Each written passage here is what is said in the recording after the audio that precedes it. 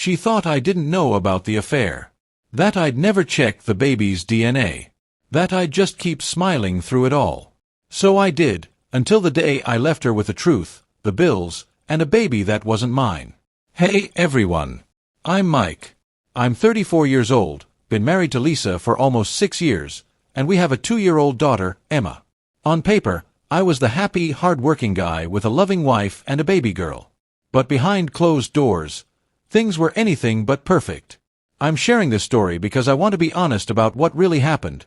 Raw, messy, and painful. So, buckle up, because this is going to get intense. Lisa and I met when I was 27. She was smart, funny, and had this energy that pulled me in from day one. We married 2 years later, and soon after, Emma was born. I loved that little girl with all my heart. And Lisa, well, I thought she loved me too. At first, everything was perfect. But cracks started showing pretty soon after Emma's birth. Lisa became distant, cold, even. I thought it was just the stress of motherhood, but something felt off. I noticed the way she'd check her phone every few minutes, the secretive texts, the sudden weekend work trips that didn't add up. I asked her once, "Is everything okay? You've been acting weird." She'd just smile and say, "It's nothing. Just tired." But I knew better. For months, I kept my suspicions to myself. I wanted to believe the best. But the nagging feeling never went away. Then one night, I found something on her phone, messages between her and some guy named Jay. They weren't just friendly. They were planning meetups, late-night rendezvous. I confronted her gently at first. "Lisa, who's Jay?" She froze, eyes darting. Then she blurted, "It's nothing. Just someone from work." But her voice cracked. That's when I started watching her more closely. And I noticed the little things. Perfume that wasn't mine, lipstick on her collar, late nights that didn't involve Emma or me. My heart was breaking, but I kept my cool. I smiled. I played the doting husband. Here's the thing I never thought I'd have to consider. Emma. Was she really mine? The thought came slowly, like poison seeping in. Every time I looked at her, a little voice whispered doubts. Lisa had been distant during the pregnancy, emotionally and physically. She brushed off any questions about paternity tests with a laugh, saying, "You're her dad, Mike. Don't be ridiculous." But the nagging doubt wouldn't leave me alone. The affair and the question of my own daughter's DNA became this unbearable weight in my chest. I was terrified to ask. Terrified to know. I thought maybe ignorance was easier. But the truth, as I learned, never stays buried. One night, after months of silent torture, I finally confronted Lisa with everything. "Lisa, I know about Jay. I know you've been lying.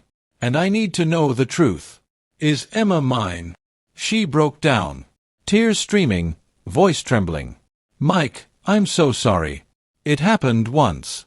I was lost. Emma, she's not yours. But I swear, I love her. I love you too." That moment shattered me. But instead of rage, I felt something colder, numbness. I told her, "I'm going to get a DNA test. We need to be honest, for Emma's sake, for us." She begged, pleaded, said she'd do anything. But I needed the truth, no matter how painful. The results came back cold and clear. Emma wasn't mine. The shock wasn't just emotional, it was existential. My daughter wasn't mine. But she was my daughter in every way that mattered. I had two choices, walk away or stay and fight. But I realized Lisa expected me to stay silent, to carry the secret, to smile like everything was fine. I decided I wouldn't. I left her with the truth, the bills, and the baby that wasn't mine. I told her she had to face her choices, alone. Here's the part no one sees coming. After I left, Lisa reached out, but not for forgiveness. She wanted me to pay. She took me to court, claiming custody of Emma and accusing me of abandonment. But I had the DNA test, messages, proof of her affair, and her lies.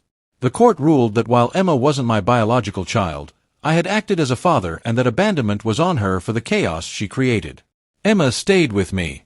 Because sometimes family isn't just about blood, it's about who shows up, who loves you unconditionally, and who fights for you. If there's one thing I've learned through this nightmare, It's that love isn't always clean or fair. Sometimes, it's messy and painful. And sometimes, the hardest thing to do is walk away, even from the person you once thought was everything. Thanks for listening to my story.